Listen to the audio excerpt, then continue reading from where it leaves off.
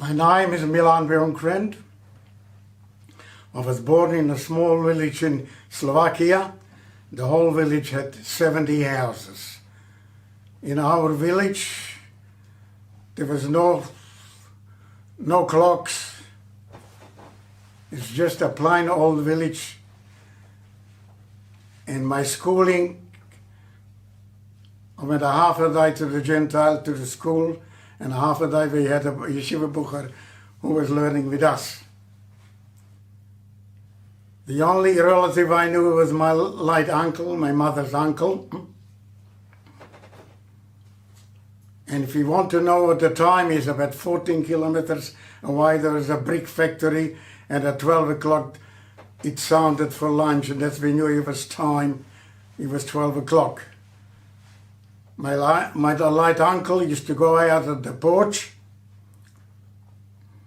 and listen to the side, for which side the wind is blowing, which is the left side or the right hand side, and he told us what the temperature is going to be today, tomorrow.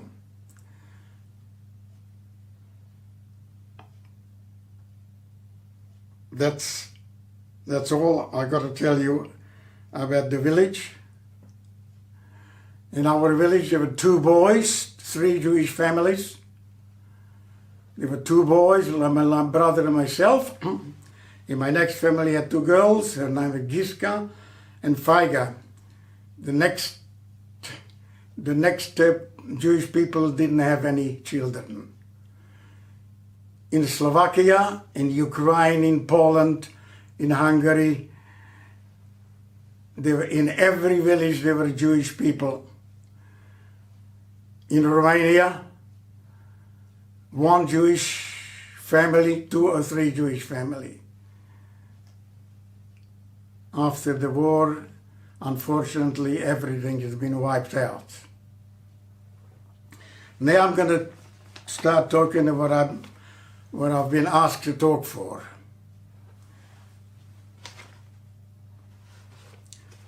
To the Bezrivka girls, who for about 2 years asked me to speak on Chabad about the Shoah, which is the prompt time to do it. Due to the fast, the age and my throat, I did not feel that I could make it. Today we find a solution, an important solution, to remember the 6 million holy people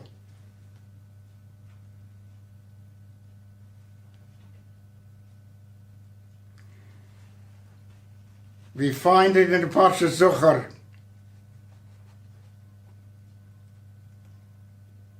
And it says,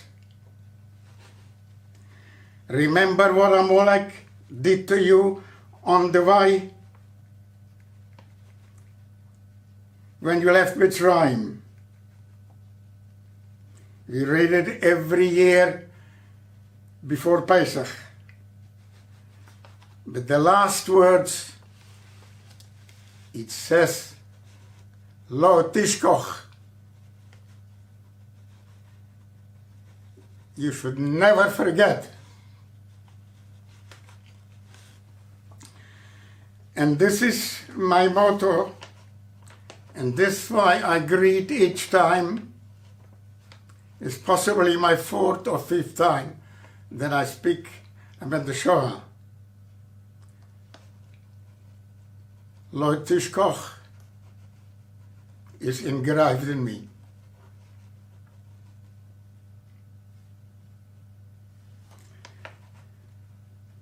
When I was asked to speak, naturally I agreed of the importance of do not forget. On the other hand, there is only one story.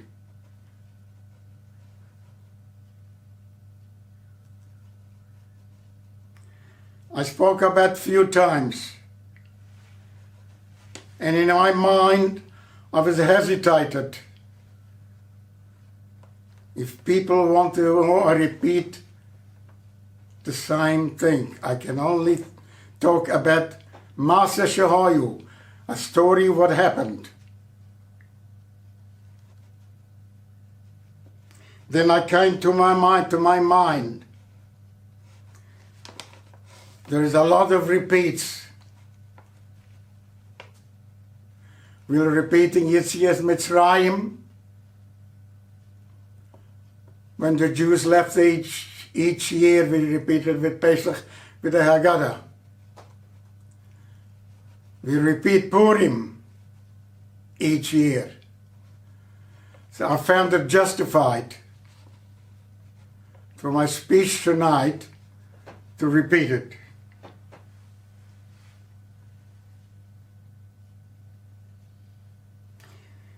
The only difference is between tonight's speech, tonight's repeats and the other repeats.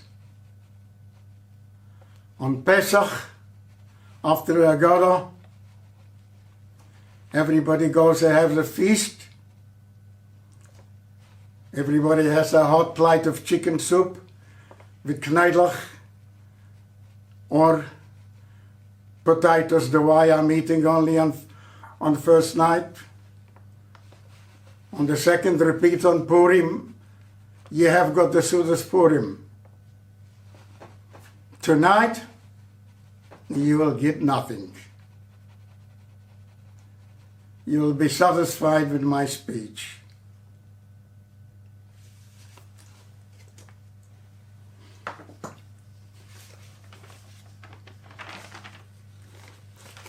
My road to the Shoah. In Slovakia, there were approximately 70 or 80,000 Jews. 3,000 Jews were left with an exemption of deportation.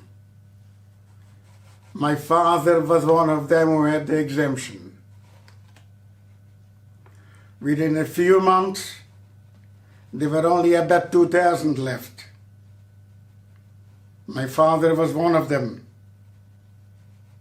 And we always lived in fear, not knowing when those exemptions will be revoked. It is my understanding only. The American joint made a deal with the Hungarian government to give safe haven to the Jews from Slovakia and Poland. This applied only in Budapest. My parents made a decision to send myself at age 13 and David age 14 to Budapest. They thought that this way we would have a better chance of survival. My father made arrangements and paid a Gentile, somebody to smuggle us through the forest to the next Hungarian village. We were given a piece of paper written in Yiddish that was to be signed by us in Yiddish only once we were over the border in Hungary. On the day we were to leave, we traveled with a horse and carriage to the next train station. From there we were to go to the border town. Our driver with my father, they were sitting in front of the carriage. My late brother David and myself, we were sitting on the back seat of the carriage. My brother was first to say goodbye to our mother with a kiss and a hug. I don't have to explain you how. He went back to the carriage.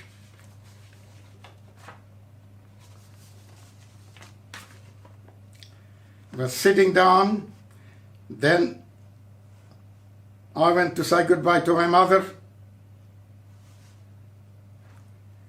and I went back to sit into the carriage to go on. I got out of the carriage again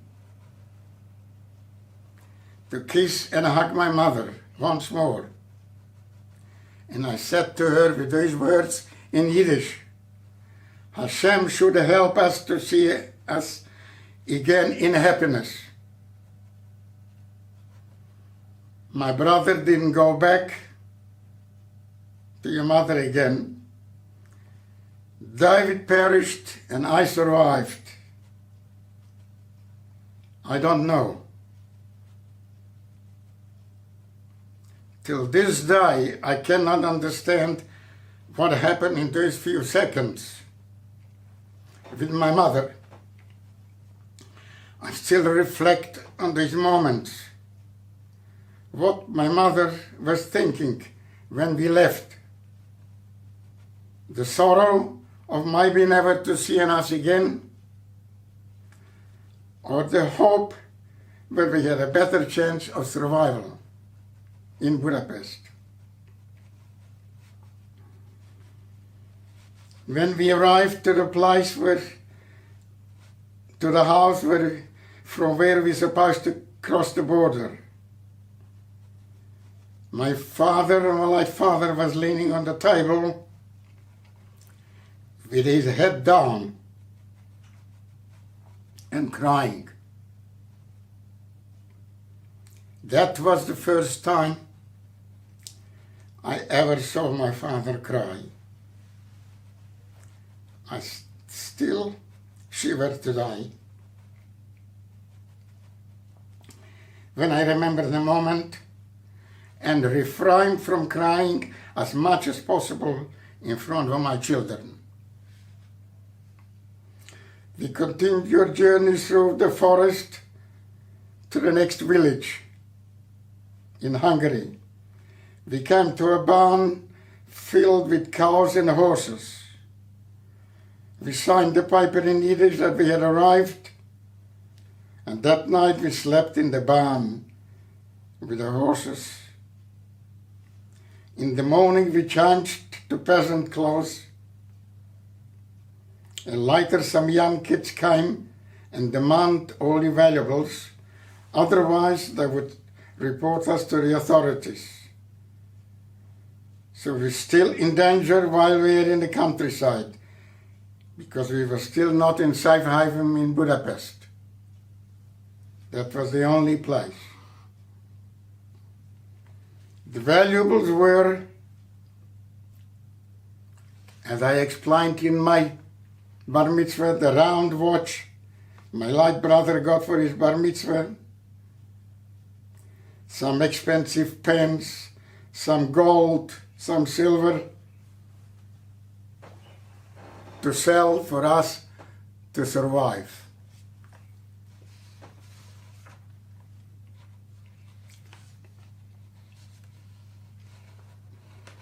On the way to Košice, the boys pointed to a house where there was a Jewish woman, a Jewish widow was living.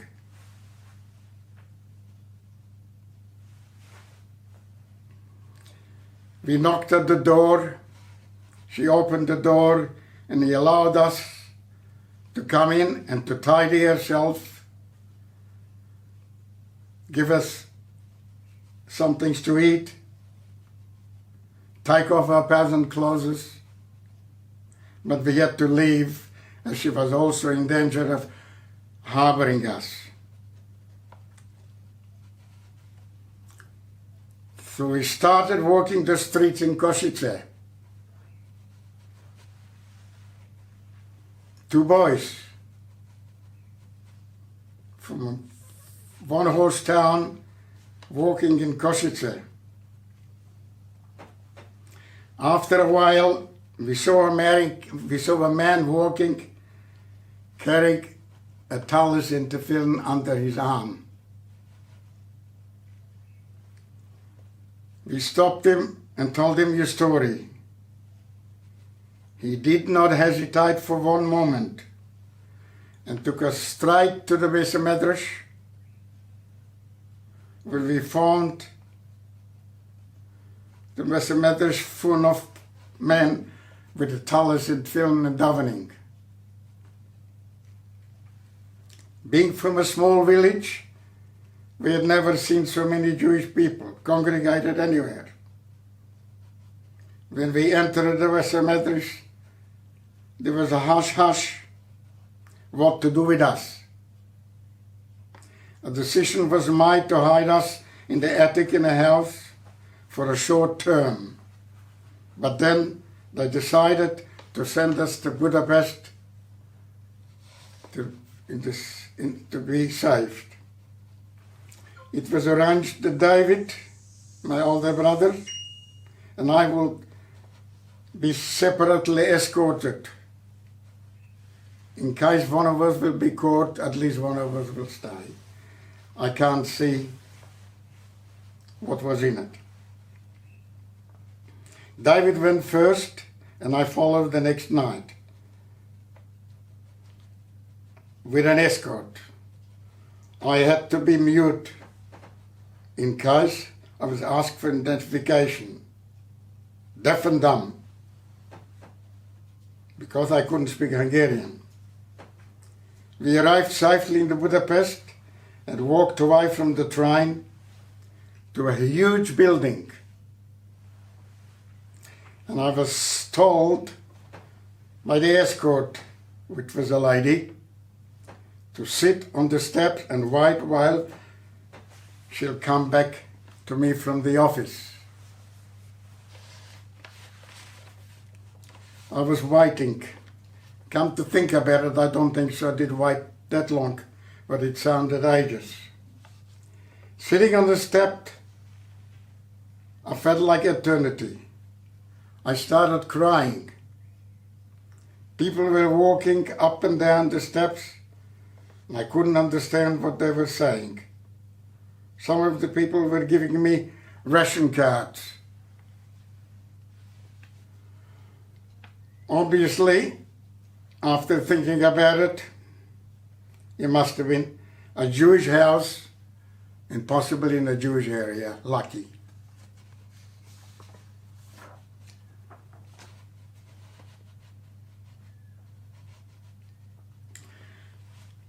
Here I am in the big city of Budapest, from a one-horse town. No language, no money, nowhere to eat, nowhere to sleep. Looking for my brother. I'm looking a needle in the haystack. I think possibly even today it would be difficult.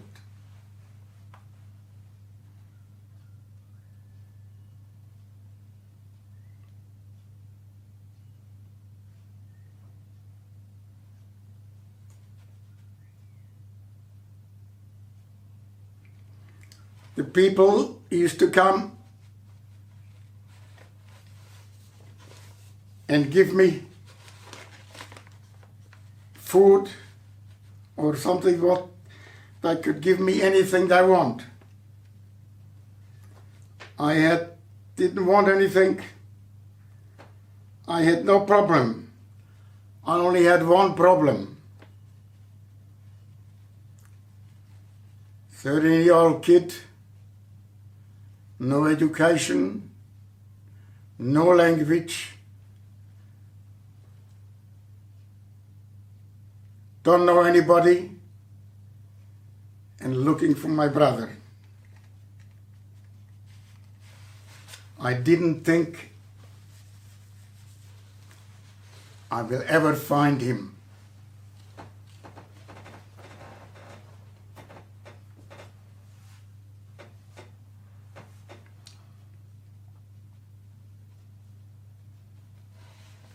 I started walking the streets.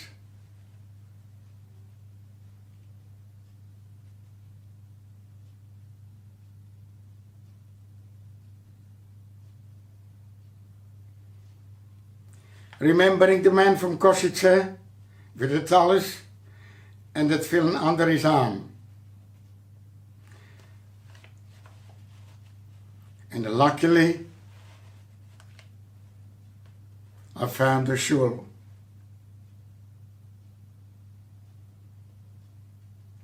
No one was there that could help me. Nobody was interested. So I kept going till I found another shul.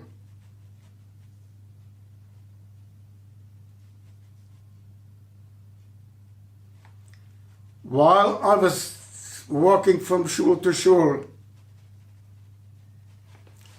I made myself a promise. If I ever find my brother, we will never be separated.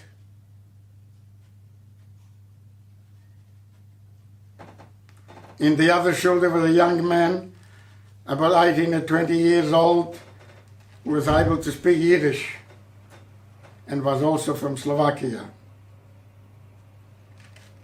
And he told me,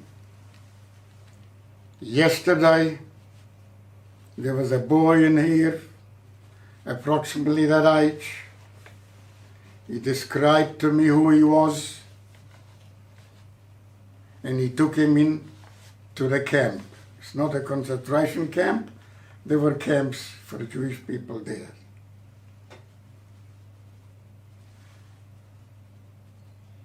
I was pretty sure it was my brother.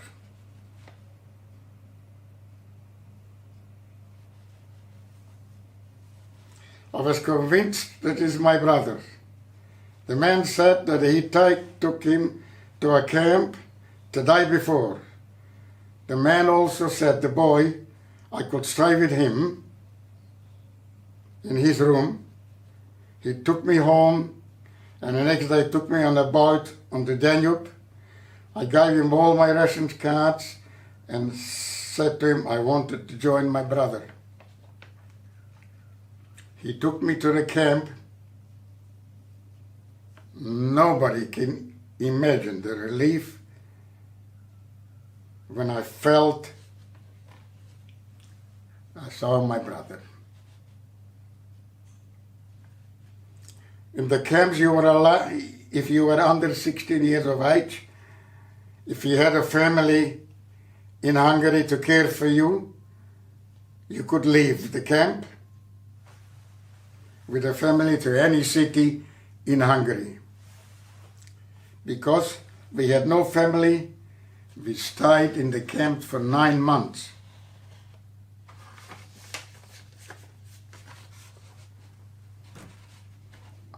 A man by the name Meshulam Deutsch came to the camp, and he's looking for boys to take out to the yeshiva.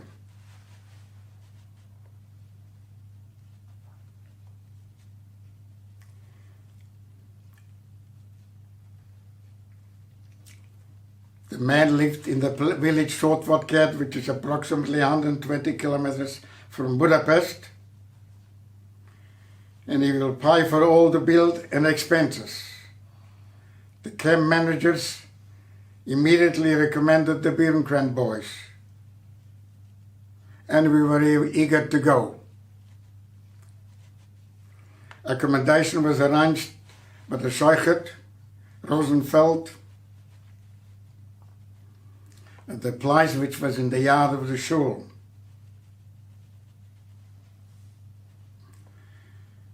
While we were attending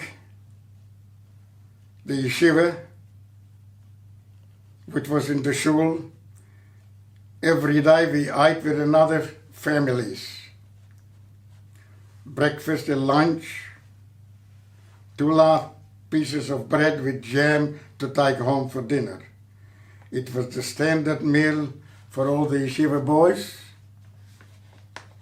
and the right words was take. You eat steak, you eat dice. So every day in another family. I still remember the families. Sunday with the Grosses, Monday with Kritzlers, Tuesday Rubenstein, Wednesday Adlers, Thursday Deutsch, Friday Friedman, and Shabbos Deutsch.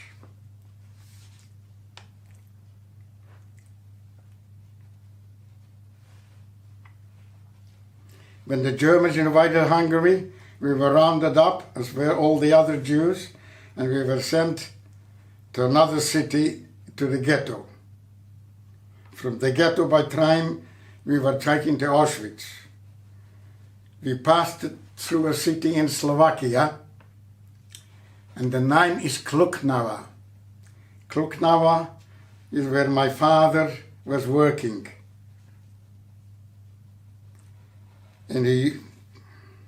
And possibly he might have still been there with my mother. I looked out of the window, not the left, from the train, and saw the sign Kluknava. I cannot express the feelings. After the liberation, it was confirmed that your parents were there at the time. We passed Košice and then arrived in Auschwitz. In Auschwitz we lined up where Mengele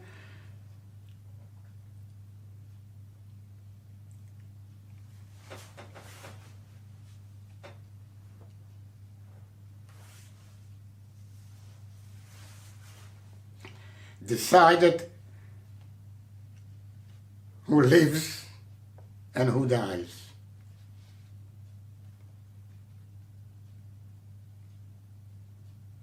To the right, there was a slight chance of life. To the left was certain death.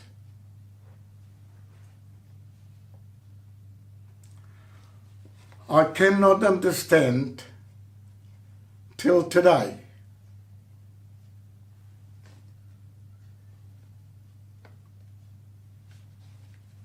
my next few words, which I'm going to tell you, where we got it from.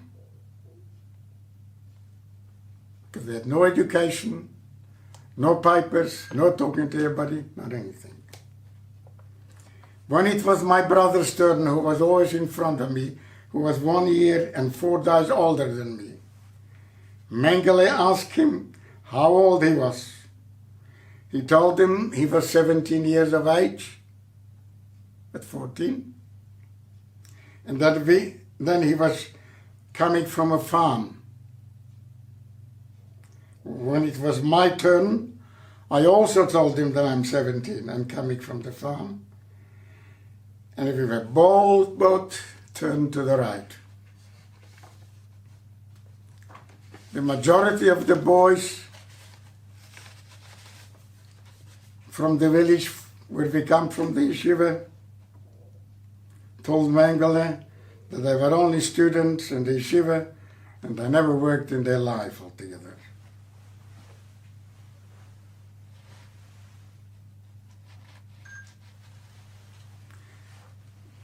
My introduction to Auschwitz-Birkenau.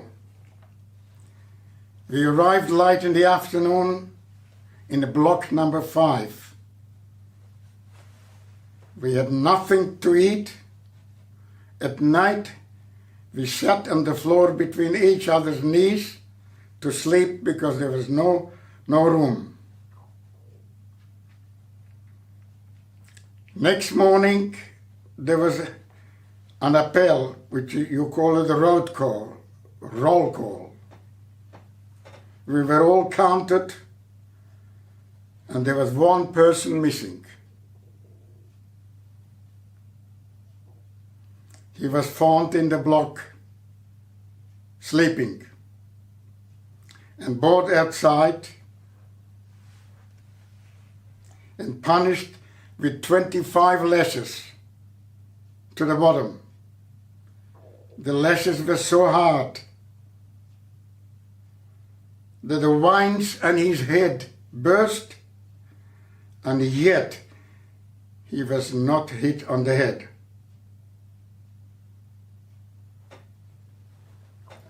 I was watching the stick. The stick was double the size of a normal stick. It must have been a special stick. It was polished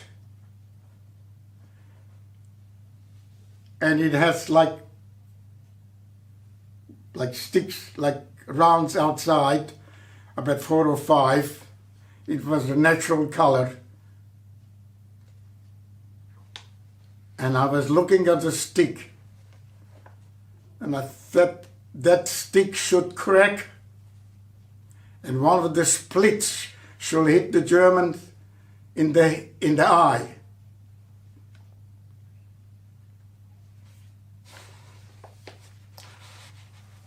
In my village,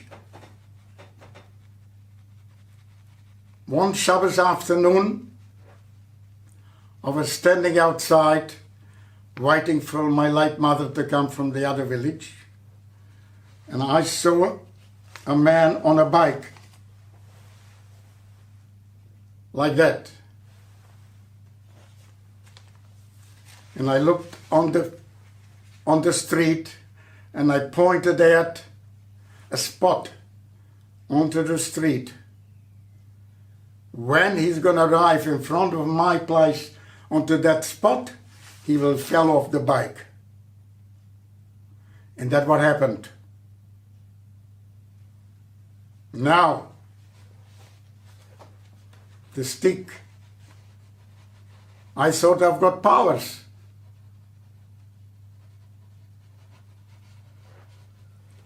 I started to concentrate on the stick. Never happened. Even if the stick would be broken, would be too late. He killed him.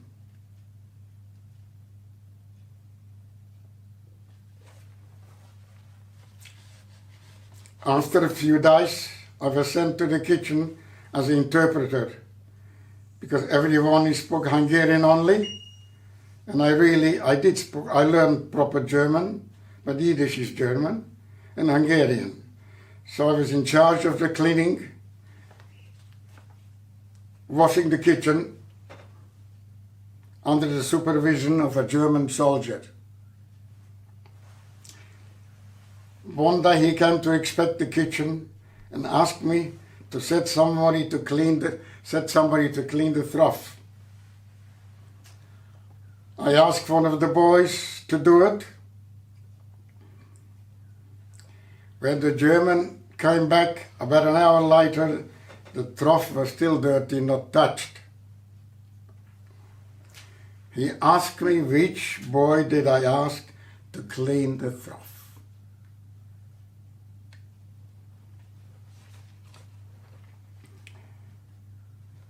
I thought to myself, if I'm going to tell him, he's going to possibly kill him.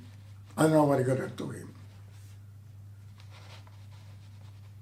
I knew I'm going to get 25 lashes if I won't get him.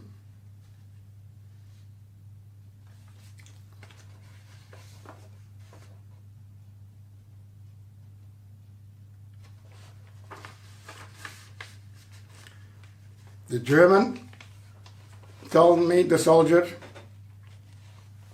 he would leave it for half an hour for me to refresh my memory. When he came back, he wanted me to remember. He asked me if I do remember which of the boys was responsible. My answer was, I still don't remember.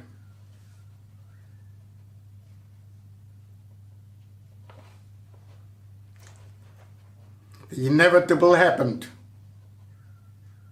He told me to bend down, and I was to be given 25 lashes. I was thinking of the other boy who had the 25 lashes and didn't survive. I was thinking how will my brother find out?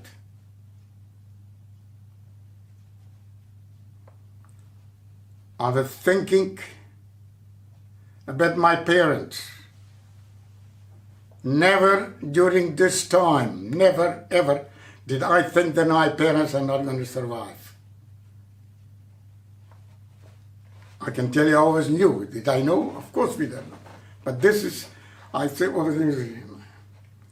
and I was thinking, how will my parents, what sort of a life they will have without me? But I was lucky. The lashes was not so hard, and he stopped at 12.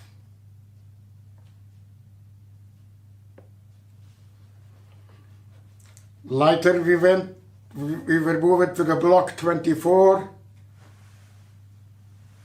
across on the other side of the crematorium.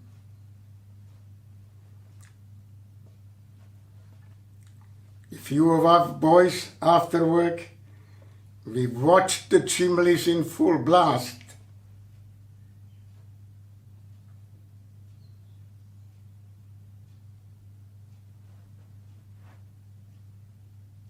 And we knew what's going on.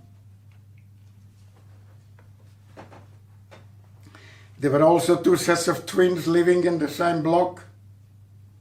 They would go away every morning and came home in the evening.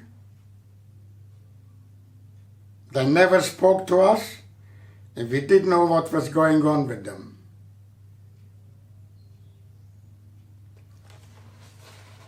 The camps were divided I, B, C, D, E, F.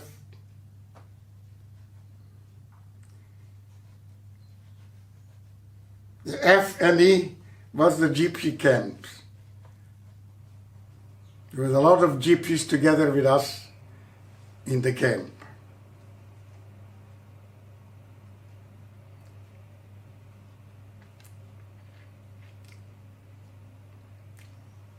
One night, there was yelling and screaming through the camp. We didn't know what happened. We went out, all the gypsies were rounded up and taken to the gas chambers.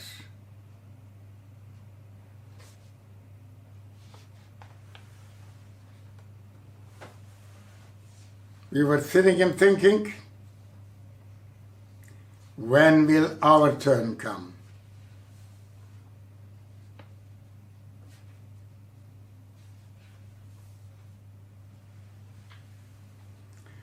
If I'm thinking again of my parents, how would they live without us? And what kind of a life they will have?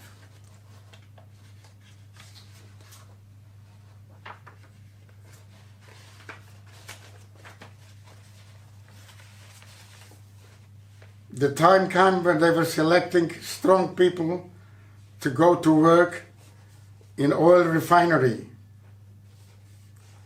Naturally, my late brother was one of the first one to be selected.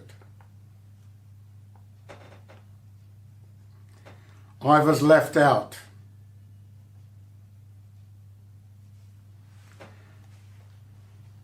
Undetected, I smuggled myself behind and connected with my brother. We were sent to the city of Chibinnya, but not to the famous yeshiva, in the oil refinery. We were 12 boys in that section. I was selected to be the foreman. Naturally, I didn't have to work. But boys did not listen to me. At that time, later on it, I didn't think that for a 13-year-old child is going to tell 16 or 17-year-old boys to do it. But I was thinking, Milan. From the little thing what I learned. You know Milan in Egypt.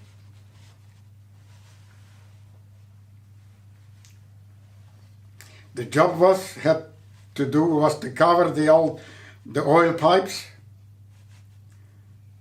We had some mesh ropes, approximately 3 or 4 centimeters wide, filled with crushed glass. Your bodies were irritated, and we've gone back to the barracks. There were no washing facilities. For years, it might still be there, the sign. The majority work was done by myself and my late brother. Otherwise, there'd have been a lot of trouble for me.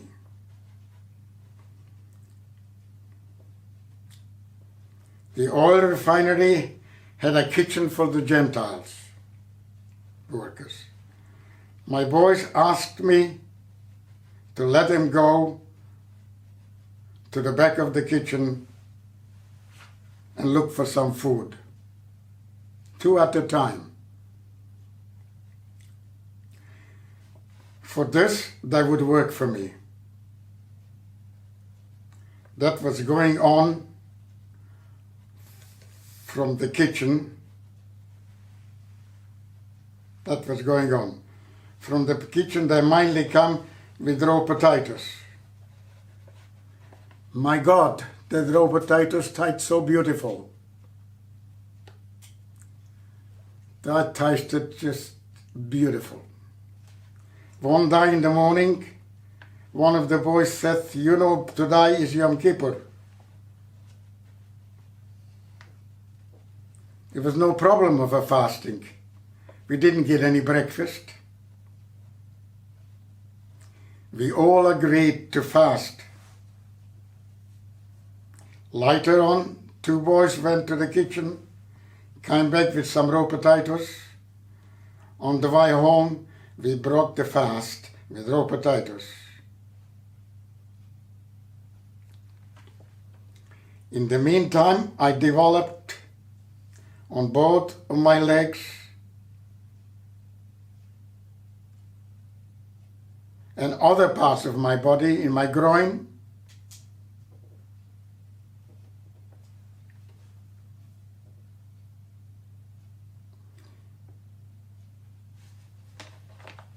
like ping pong balls. On my side, on my leg and the bottom of my leg, and they were all red, even if you looked at them, it hurt. After work, I went to see the medics.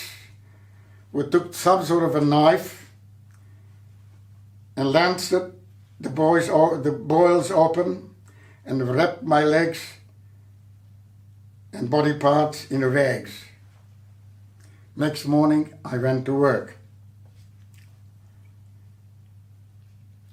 We came home from work and went to sleep. In the morning, there was a selection. Who goes to the oven and who will survive?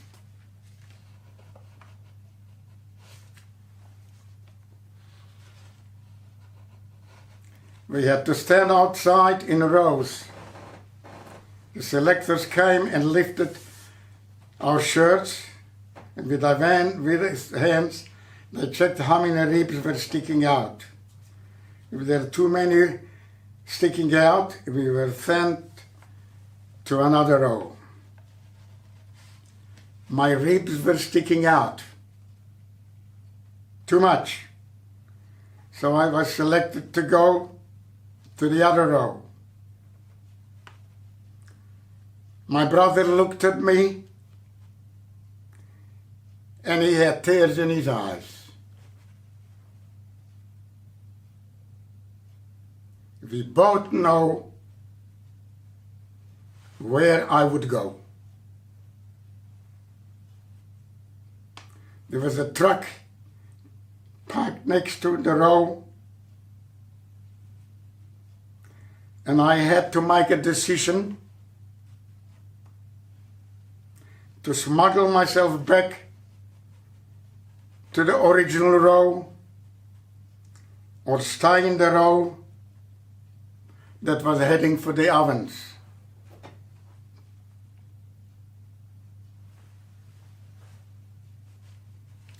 I had two reasons.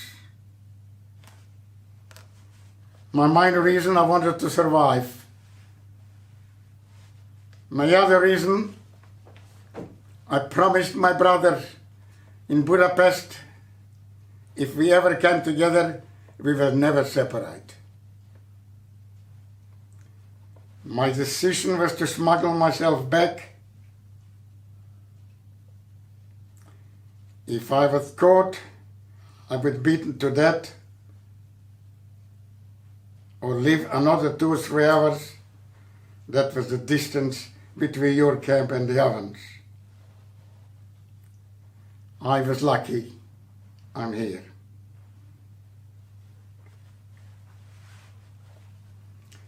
On the 27th of January 1945, early morning, midwinter, we had to evacuate the camps in a hurry because the Russians were coming.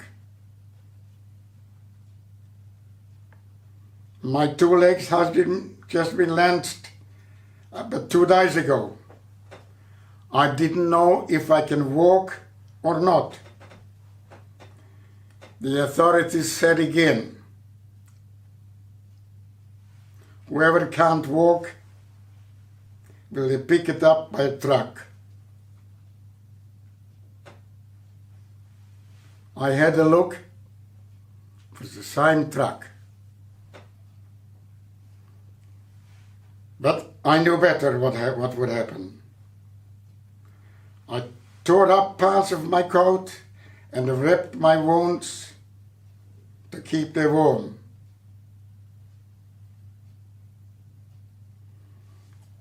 This is the Death March.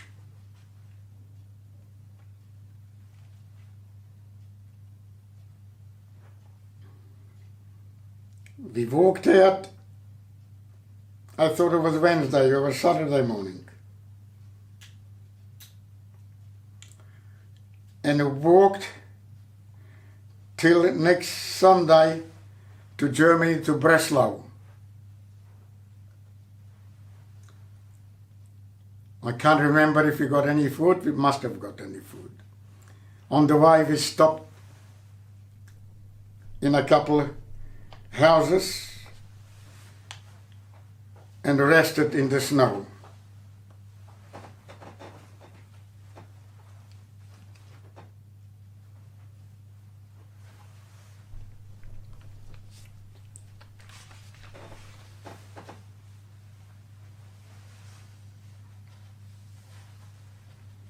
Whoever couldn't walk was shot dead on the spot. A man in front of me collapsed and was shot on the spot and dumped in the gutter on the side of the road. I was thinking, when is going to be my turn?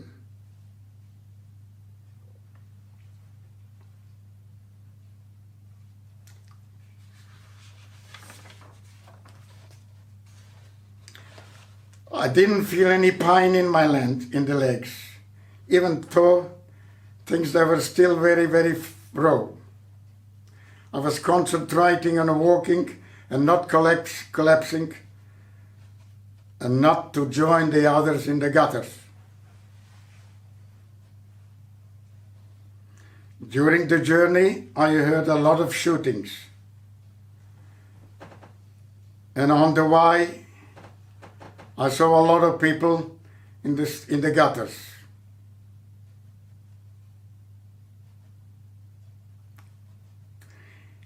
In Breslau, we finally came to Breslau. We got onto steel-framed cattle trains. We were frozen as soon as we sat down on the steel. From there we went to Bergen-Belsen.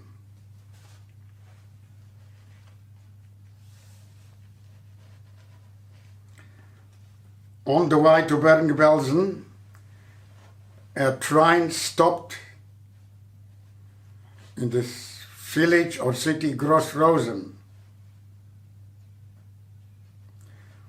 While on the other side, on the next line, there was also a train there with girls.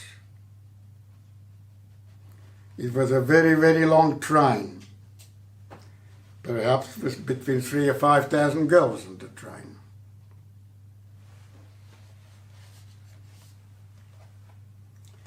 In my village, as I told you, there were 2 boys and 2 girls. Myself, my brother, and 2 girls.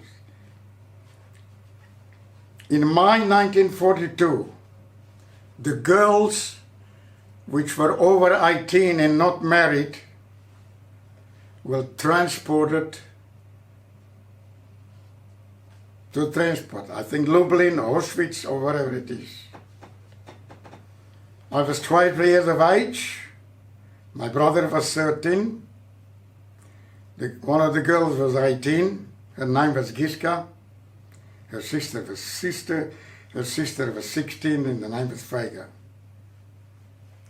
Giska was over 18, was taken to the camps, as I told you a minute ago, in May 94. At the end of January 1945, I was sitting on the train in Gross-Rosen. The train stopped, and suddenly I felt thirsty. Don't know why I was thirsty. I haven't eaten for a few days.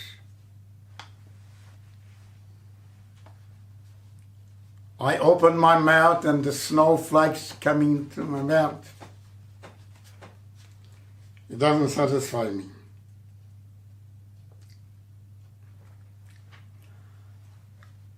I looked down on the next train. We were not allowed to go down, but the girls were allowed to go down. And I see one girl walking. And I ask her, can you make a snowball to me and throw me up? She made a snowball to me and sent it up to me. And I've asked her, 1945, is there a girl by the name of Giska Gromer with you? And her answer, yes, she is my friend. How do you say to that? She sent her ad and agreed it to us. 5,000 girls. I didn't eat for a long time, and all of a sudden I'm thirsty.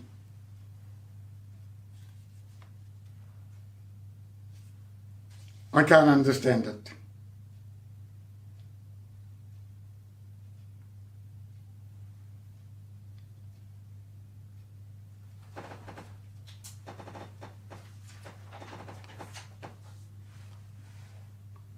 Giska, what I was talking about it for 3 years, survived and came home after the war. I saw her only once for about half an hour. She went to live with her uncle and other Jewish men in the village where the uncle was living. Some Jew haters came across the border from Ukraine and killed them all. There were 3 sisters, Giska's 4 and 2 men. One of the sisters survived. And why? How come that she survived? They were all sleeping in one bed, the three sisters. Two of them at this side and she was at this side. Obviously, they killed these two people. Can you imagine the girl has to be in there, 5 people, 2 sisters got killed. What's her name?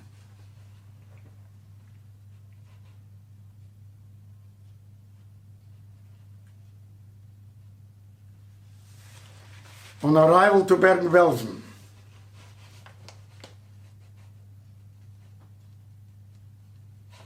the entrance was through a park. At the entrance in the park, there were hundreds and hundreds of bodies lying down on the ground, on the park ground. I'm not exaggerating. I said to my late brother, we have to do everything possible to get out of this camp.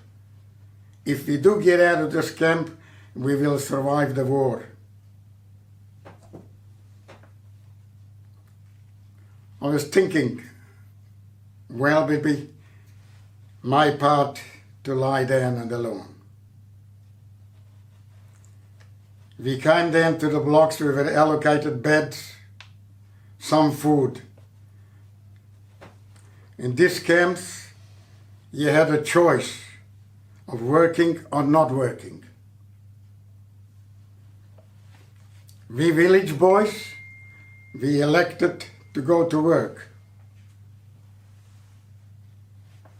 We know there is more food. My brother went to the forest, wood chopping, and I was assigned to the crematorium for dead people. In the crematorium there were 2 ovens. Each oven took 4 people at a time. There were stacks of corpses, thousands of them.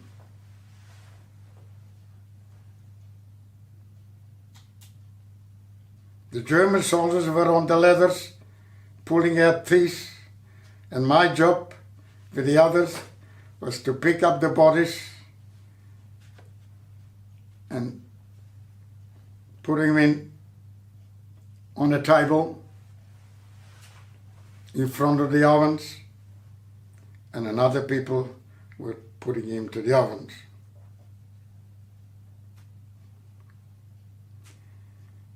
My nightmares are still with me, and I still see the faces. The one who took to the oven, who I took to the ovens. My first person I took from the wreck was a big lady. She must have just come not long ago.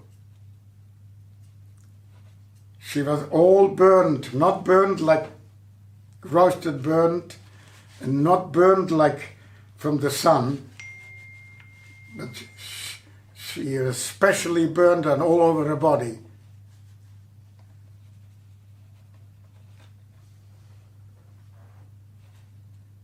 This is with me even now.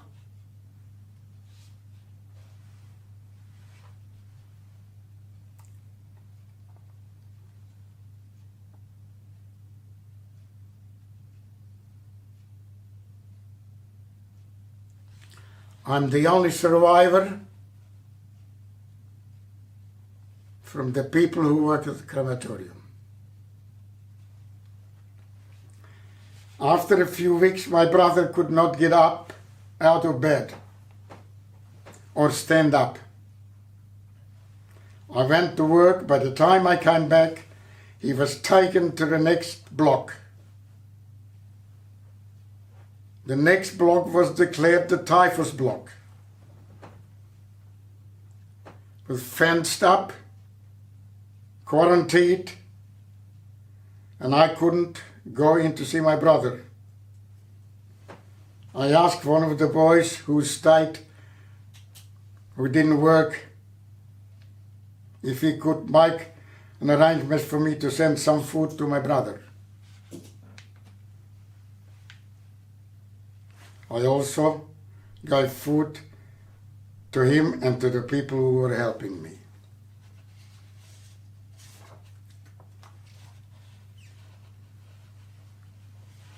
The next day, I told him there was no food to anybody unless he made arrangements that bring my late brother to the fence so I can look at him, is he still there? There were two people who brought my brother to the fence. They were holding him upright. He was skin and bones. At that time, I decided that I had to go and live with my brother. If we die, we die together. You go to the typhus block with no medication, no, the water, contaminated water, to him with my brother.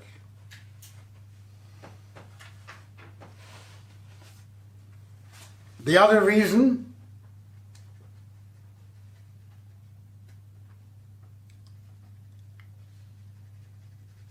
is Purim, the Megillah, when we write the Megillah, is Esther Malku. When her uncle, Mordechai, told her of the stories of what's going to happen, and she sent the uncle a message that she hasn't been called to the king. If she is not called to the king, he doesn't give her to touch the golden, whatever it is, the golden thing, that she could die. She made a decision without invitation to the king. She's going to go and see him and ask for the Jewish people. Explain it to him. And her words were, Kasher uvadati uvadati. These are the two versions which made my decision to go to the typhus block. But to go to the typhus block area, one had to have temperature. I was healthy. I had no temperature whatsoever. When I reported sick and I wanted to go, they gave me a thermometer to measure my temperature. I didn't know what it is. There were other boys there from the big cities that told me to put it under my arm and rub it and rub it. And I rubbed it till I rubbed it up to 41.5. It was immediately sent to the typhus block and reunited with my brother.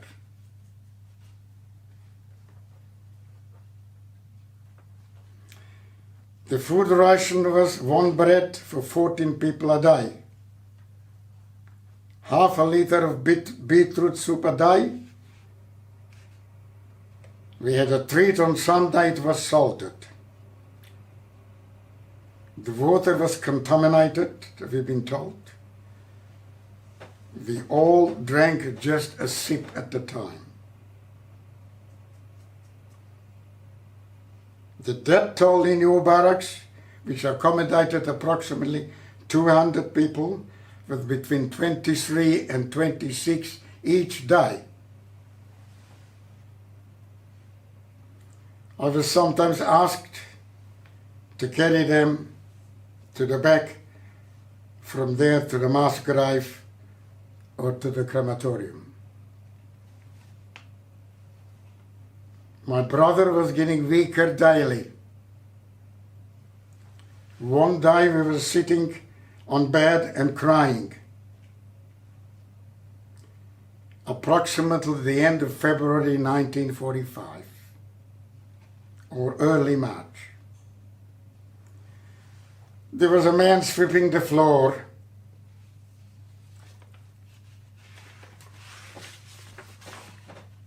and asked us why are we crying.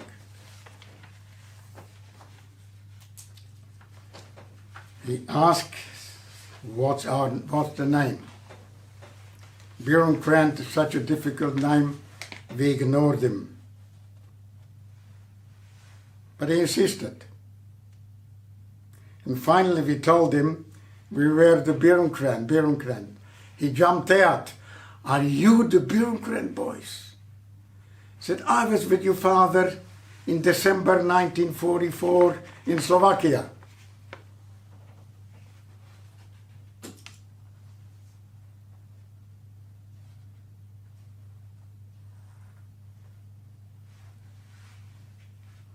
I was asking my brother to be strong. The war was nearly over and your parents were alive. His answer was as follows. You and my mother and my father will survive the war and I will die. And that's how it ended.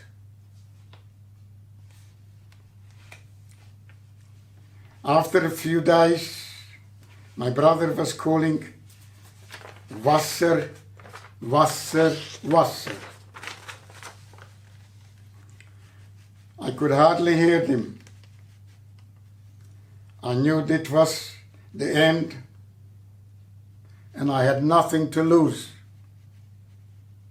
I took a little spoon of water and gave it to him. He lifted his arm and asked for some more. When I gave him the second spoon, the water, he passed away.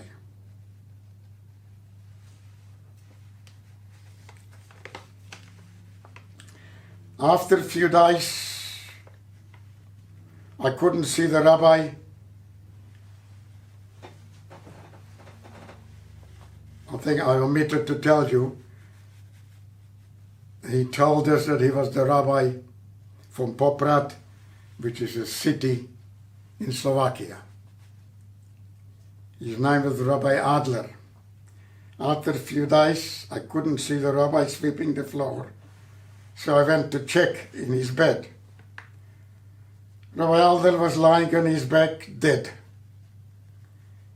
He still had 2 beetroots in bed with him. Probably yesterday's payment. I didn't touch it, otherwise I could have been beaten to death. I stood next to his bed. I don't know for how long.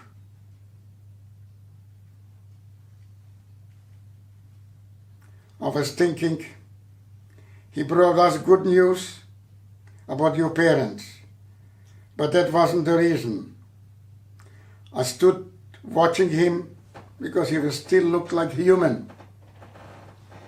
Not like the other thousands who were just skin and bones. Possibly myself also.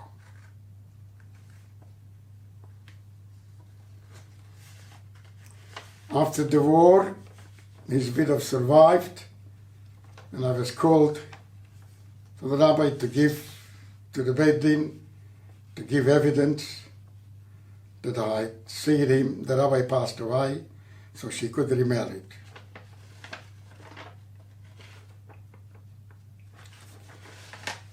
I was moved to sleep on a top bunk, the top bunk. Opposite me in the lower bunk was a very sick French Jewish man. I watched him getting his rations of bread every day. He never ate the bread. always put it under his pillow. One night I was contemplating putting my hand under his pillow and stealing his bread.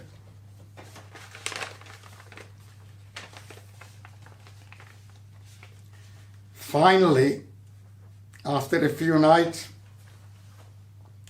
I got the courage to go to his bed and put my hand under his pillow. I was holding my bread in my left hand. And I thought nobody could see me.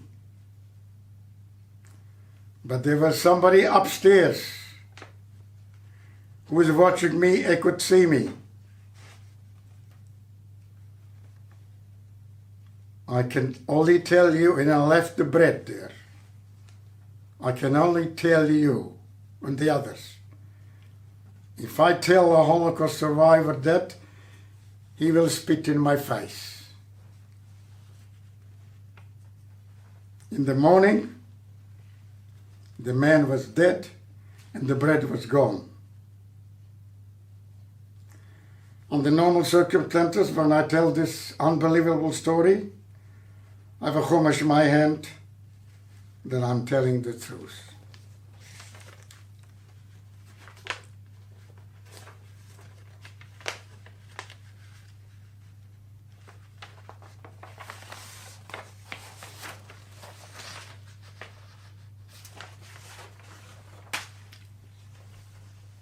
Liberation.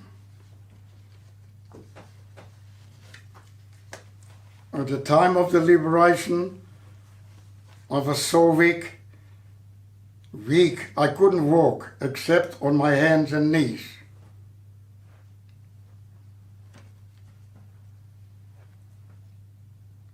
A few days later, each of us received 2 large food boxes. I was in bed with another man, approximately 40 years of age, and we were in the last row in the barracks. The food boxes were distributed from the first row onwards. By the time our turn came, it was dark and there was no light.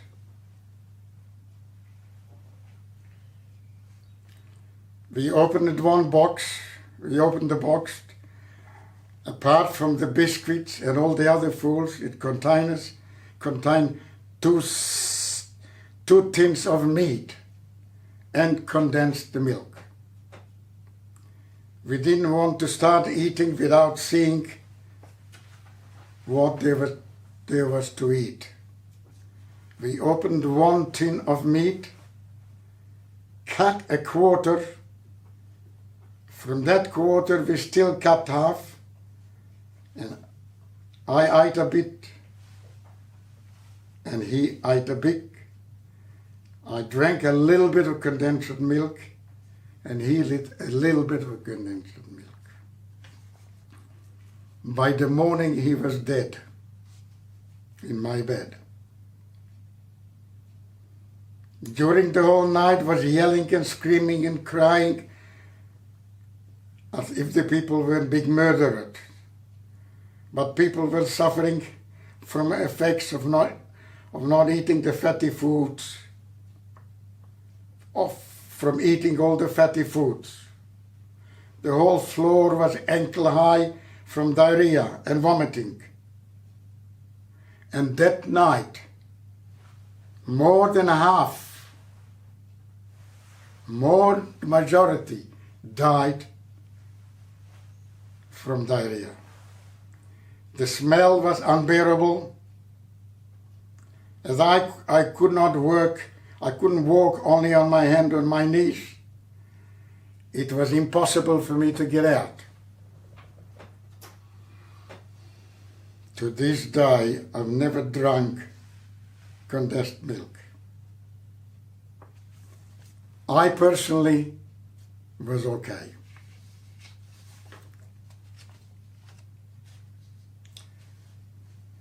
Next day we moved to another barracks next to the storeroom. The two buildings were joined and the storeroom was open. I went on my hands and knees approximately 20 or 30 times. I slept bread, flour, eggs, candles, ham, anything I could find it. I was busy all day and accumulated enough food, which I put it to the bed next to me, would last me approximately a few months.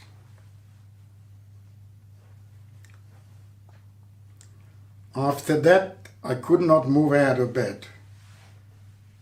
My body was covered with lice. I'm not exaggerating. I could not see my skin, only my hands. It took the authorities about 3 days to come and spray DDT to clear me from the lice. There was no linen or clothes. I slept on the bed on top of the lice. It was pretty soft. The management realized what happened to the men who ate all the fatty food, and there has been no distribution to the women.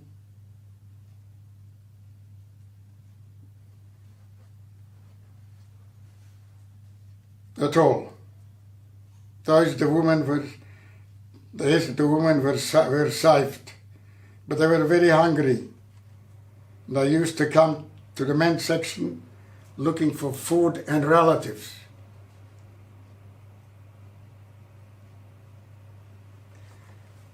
What I'm going to tell you now, it sounds like a joke, but that's the truth. It's not a joke.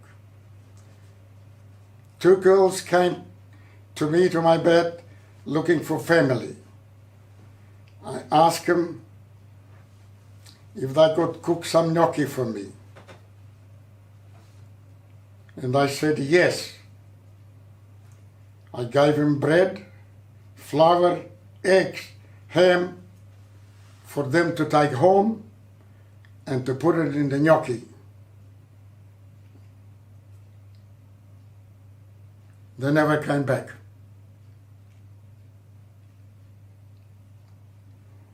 Next morning, this is reality, not a joke. 2 girls came and asked if they could make me. I asked them if they could make me gnocchi. They said yes. I gave them bread, flour, eggs and ham to take home, and I gave them flour and eggs and ham to make gnocchi. I never saw them again.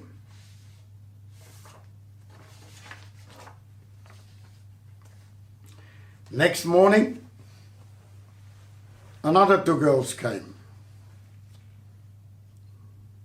And I asked them if they could make me gnocchi. They said, yes, they will make me gnocchi. And they didn't want anything for themselves, so long as they could take the ingredients by themselves, and I did not touch anything. The girls came back with the gnocchi, but I never saw them again. I was hoping they will come back another day. In the time I was taken from my bed, cleaned up, and taken to the hospital. My weight was approximately 25 kilos.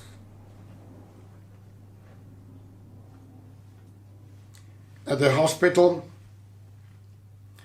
we had to be registered. There were 2 people at the desk registering it. One of them said it was a waste of ink to register me, because I'm not going to make it.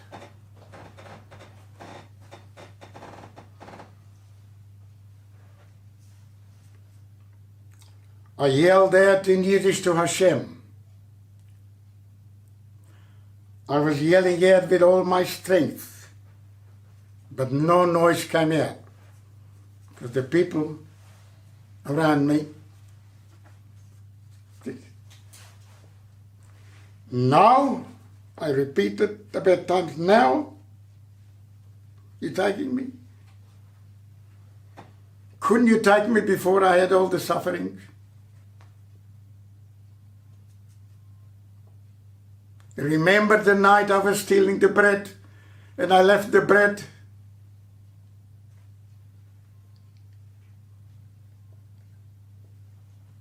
And I yelled, Hashem is seeing me.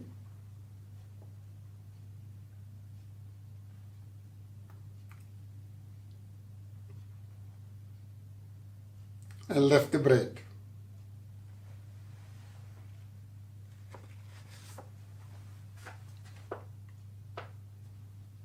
You did the same thing when you liberated the Jews from Mitzrayim. I don't know how many you killed. All I know, the Jews was asking, Ein Kevorim b'Mitzrayim.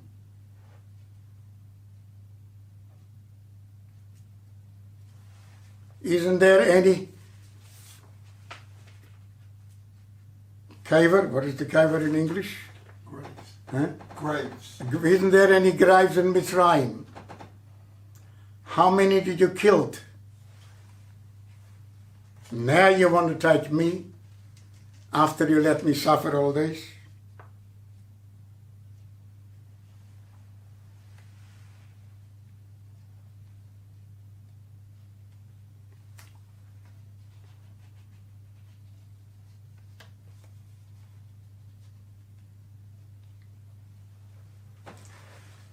I ask Hashem for one wish.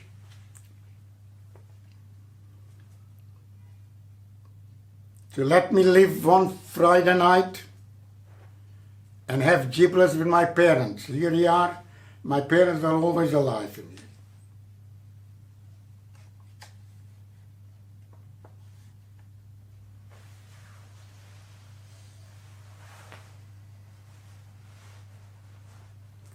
After that I can die, and I meant it.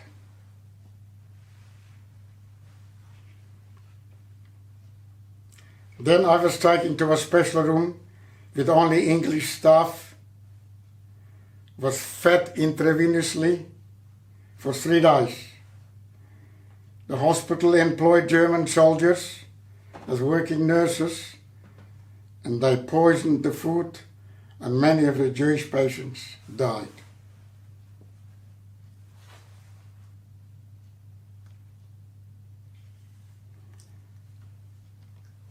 Hashem gave me my wish. Hashem listened to me.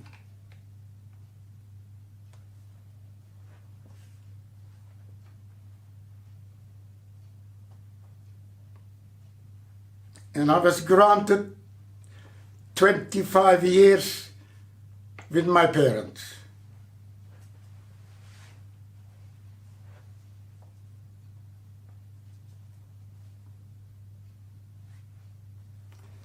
I've asked Hashem now, in this terrible time,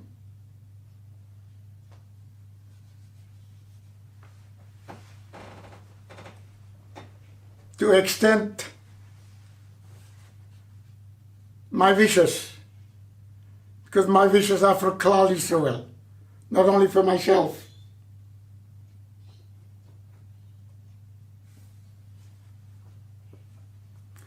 And especially, Hashem should extend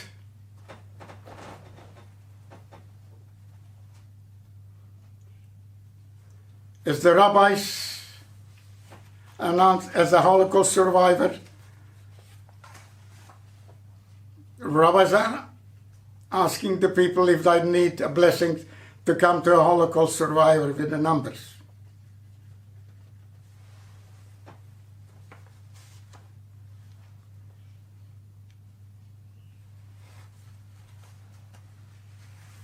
to Hashem again, the way you listened to me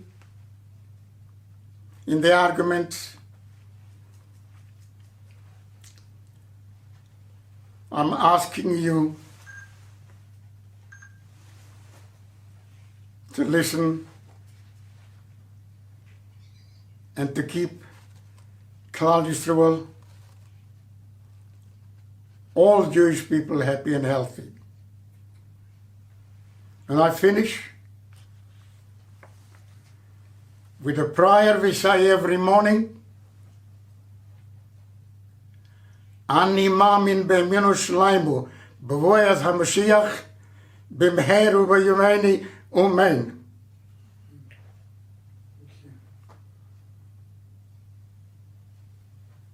Incredible.